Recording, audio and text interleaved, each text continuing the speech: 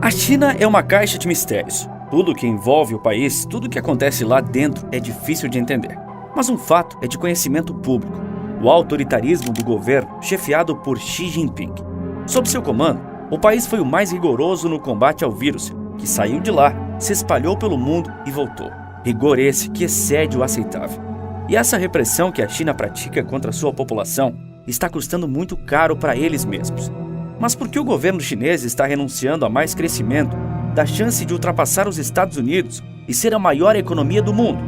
E com um número tão baixo de mortos e infectados?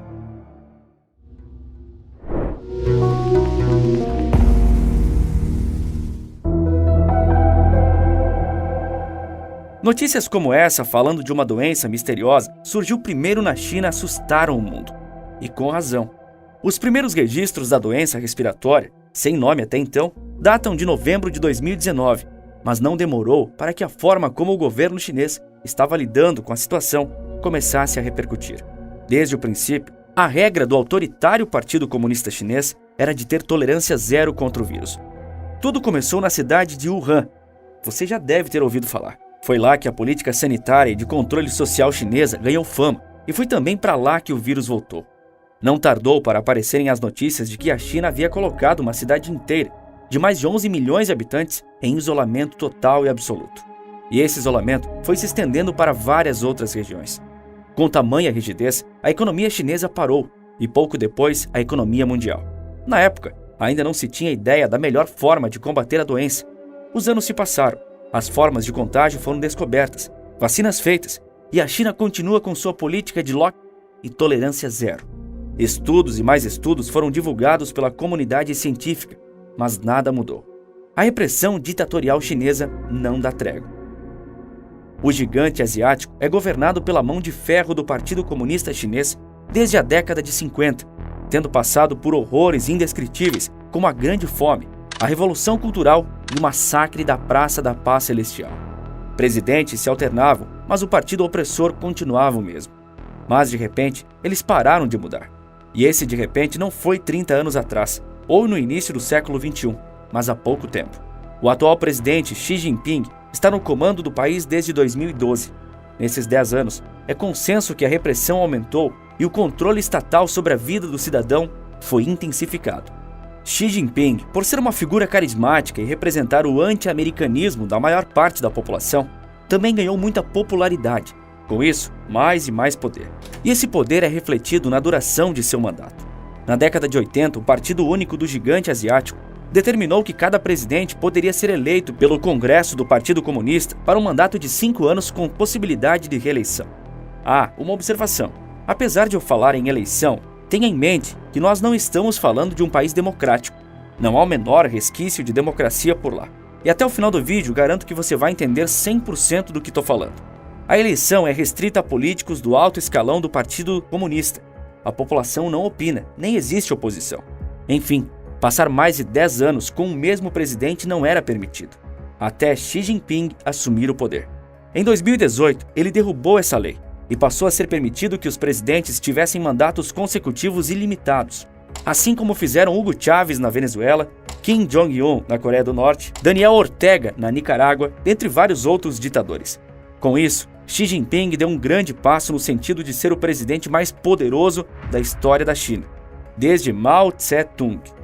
Mas vamos dar uma olhada nos protocolos de combate ao Covid, porque eles explicam bastante a política na China atualmente. A estratégia de tolerância zero estabelece o confinamento de bairros ou cidades inteiras após a detecção de 1 ou 2 casos de Covid. É um isolamento de semanas, obrigatório para todos aqueles que vivem na micro-região de quem testa positivo para a doença, mesmo que a pessoa esteja sem sintomas. O país asiático também adotou práticas que não encontram embasamento científico e que foram apenas soluções paliativas lá em meados de 2020. Entre elas, o ato de enviar equipes sanitaristas para desinfectar ruas e estradas, além de uma excessiva preocupação com as superfícies dos objetos e animais, tanto domésticos quanto os dos zoológicos. E fazia essas coisas ultrapassadas que já haviam sido comprovadamente consideradas ineficientes, enquanto obrigava milhões a ficarem trancafiados em um ambiente fechado, com maior facilidade de propagação, tudo por conta de uma pessoa contaminada a alguns quilômetros de distância. Aliás, a China sempre se gabou por ter um baixo número de casos, por mais que seus dados sejam de difícil verificação. Você pode pensar que essa política autoritária possui qualquer respaldo científico, mas na realidade não. A própria OMS, a Organização Mundial de Saúde, criticou o modelo de combate chinês ao coronavírus.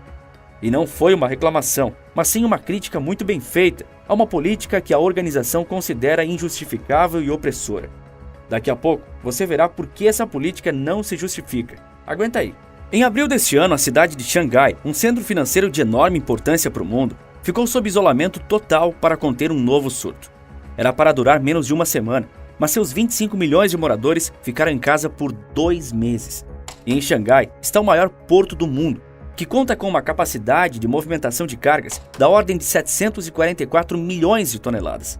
Além disso, grandes montadoras, incluindo a Tesla e a Volkswagen, foram forçadas a suspender a produção temporariamente, enquanto fabricantes de eletrônicos, como a Apple, também relataram graves interrupções na cadeia de suprimentos em todo o país.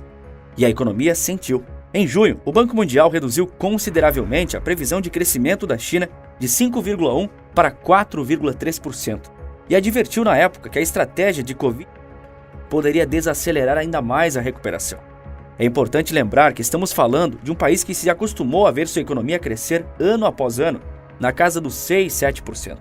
E não para por aí. A inflação chinesa ficou em 2,8% agora em setembro, o maior nível para esse mês dos últimos 2 anos. A esses isolamentos intermináveis se juntaram as crises imobiliária e bancária da China.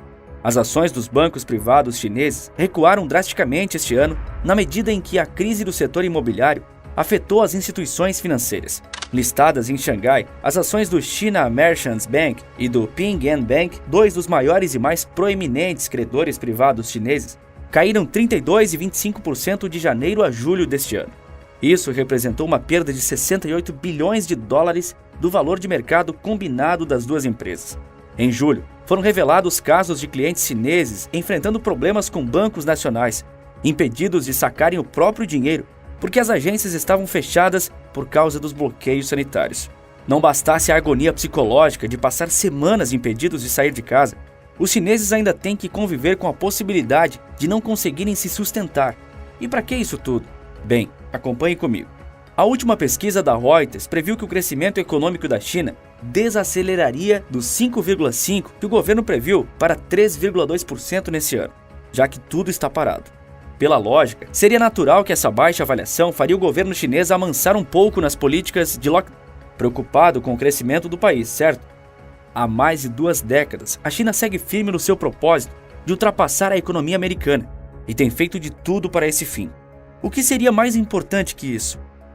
Bem, ao invés de afrouxar essa política de trancamento absoluto, uma semana depois da avaliação da Reuters, as autoridades chinesas fecharam mais 4 cidades, seguindo o mesmo modelo. E em setembro, Xi Jinping colocou ainda mais as garras na liberdade de seus cidadãos. Com a exceção de trabalhadores e setores essenciais, foi determinado que toda a população da província de Chengdu, no sudoeste do gigante asiático, permanecesse em casa e trabalhasse só se fosse possível fazer isso de casa, senão que não trabalhasse. Mas os bloqueios não se resumiram a Xangai em abril ou Chengdu em setembro. De acordo com uma reportagem da BBC, desde março, a China bloqueou parcial ou totalmente 152 cidades, afetando até agora uma população de quase 300 milhões de pessoas. Mais do que toda a população do Brasil. Bloquear todas essas pessoas não está ajudando a manter o número de casos baixo, já que a média chinesa hoje é menor que a de países como Brasil, Estados Unidos, Reino Unido e Alemanha, mesmo com uma população imensamente maior. A decisão de parar cidades estratégicas e financeiramente muito importantes nos faz pensar. Todo esse desprezo pelas liberdades individuais, garantidos na Declaração dos Direitos Humanos da ONU, está sendo feito pura e simplesmente para salvar vidas? Mesmo com as baixíssimas taxas de infecção que a China apresenta? Não. Covid é política na China. Essa foi a afirmação de William Hurst, um professor de desenvolvimento chinês na Universidade de Cambridge, para o canal inglês BBC. A reportagem prossegue, alertando que especialistas em saúde pública argumentam que se o interesse fosse realmente salvar vidas, Pequim teria implementado uma política de vacinas mais vigorosa, como os outros países. Mas a China se recusou a importar vacinas, apesar das evidências de que as suas não se mostraram tão eficazes. O que essa tolerância zero fez, dizem os especialistas, foi aumentar o controle social na medida que o maior evento político do ano estava prestes a acontecer, o Congresso do Partido Comunista Chinês. A população em casa, sendo aparentemente cuidada pelo ditador, não traria problemas para reeleger Xi Jinping. Houve uma votação de um partido só e sem a participação popular, mas que poderia sofrer com protestos que deixassem Xi mal visto pela comunidade internacional. E foi fielmente assim. Xi Jinping, sem ninguém para impedi-lo com os chineses trancados em casa, foi reeleito por seus colegas para governar a China por mais 5 anos. Há também quem diga que a China sabe algo sobre esse vírus ou sobre as vacinas criadas pelo Ocidente, que o resto do mundo não sabe. Por isso temem tanto que ele se espalhe de uma forma mais agressiva. Outros pensam que Xi Jinping quer testar seu poder de controle sobre a população para algo que ele esteja planejando fazer no futuro, como uma guerra contra Taiwan. São muitas as suspeitas de autoridades do mundo todo, mas que ninguém consegue afirmar com certeza qual é a verdade. O fato é que, com poderes praticamente absolutos, Xi Jinping governa um exército de 1,5 bilhão de pessoas. E quem irá contrariá-lo? Esperava-se que algum rival do partido durante a convenção, mas isso não aconteceu. E ele parece bem disposto a governar o país com mãos de ferro por muito tempo, se possível for.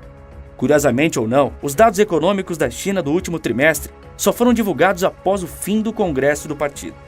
Um dos principais motores do mundo está desacelerando por causa de um autoritarismo exacerbado. Se esse autoritarismo serve simplesmente para salvar vidas, a conclusão eu deixo para você. E se você tem a curiosidade de saber quem sou eu, que está por trás do canal e como eu fiz isso virar um negócio altamente lucrativo e seguro, sem precisar aparecer, usando um computador e um pouco do meu tempo, eu acabei de liberar uma aula 100% grátis ensinando passo a passo de como qualquer pessoa pode fazer o mesmo, sem precisar largar o emprego atual ou ter algum conhecimento especial. Assista clicando no primeiro link da descrição. Você sabia que milhares de americanos estão deixando os Estados Unidos? Nesse vídeo que está aparecendo agora na sua tela, eu te conto o porquê disso. Por esse vídeo é isso, um forte abraço e bons negócios!